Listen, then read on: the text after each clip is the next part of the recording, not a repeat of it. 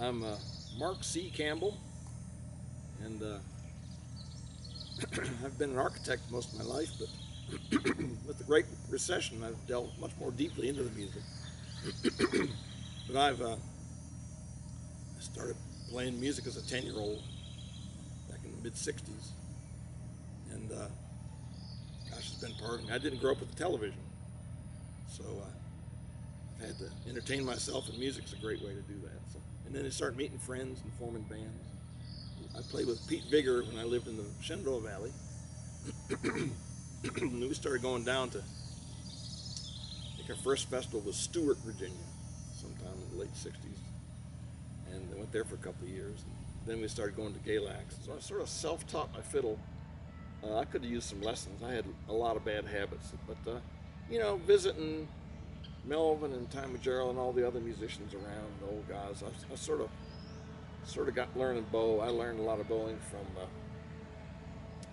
in the older West Virginia guys, circle bowling. And then I realized that, you know, one weekend, Father's Day weekend, I'd be listening to Melvin, and then at Mount Airy, I'd be listening to Jarrell, and I said, they're the same vintage, but their styles are so different.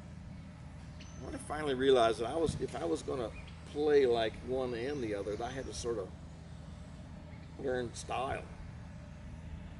So then about that time, I'd moved to Richmond to work and met Harold Housenfluck, who was a blind fiddler in that area, whose father had taken him as a very young child down to Southwest Virginia. You know, he learned from the old Glenn Smith, and he learned from Aunt Lou McCrae up in Highland County where their grandparents lived. So Harold was deep into it very early too, and he had quite a style and quite a repertoire. So I really appreciated that, and I learned a lot more about Southern bowling when I moved to Richmond. And then we had big square dances and good jam sessions, and it was really nice, really nice. Richmond was the center. But we'd always be traveling out all summer long. We'd still go to all the festivals. And then I had a family, and you know, the kids couldn't eat unless they'd heard the music.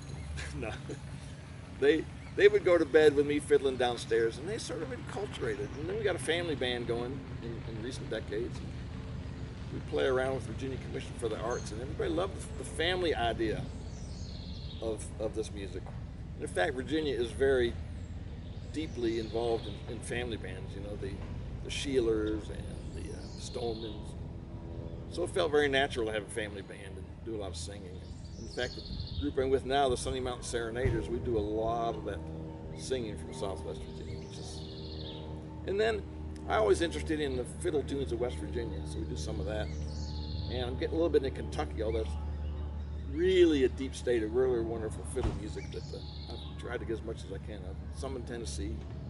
And of course, North Carolina is very heavily influenced, because that's where I first started hearing Jarrell, the Galax, Mount Airy area. So that's always been a rich source of that music. So, you know, we started with, you know, a record of Jarrell and Fred Cochran and Melvin Wine, and so we really delved into those deeply and got a hold of those regional styles, you know. And now, boy, the digital world has just exploded, you know, 40, 60,000 tunes.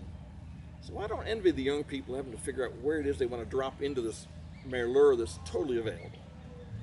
And then you got the Library of Congress and the archives of the UNC. And, I mean, it's just a wonderful, I mean, to think it started like, oh yeah, there's a fiddler across town you ought to listen to too, you know, coming to Colorado.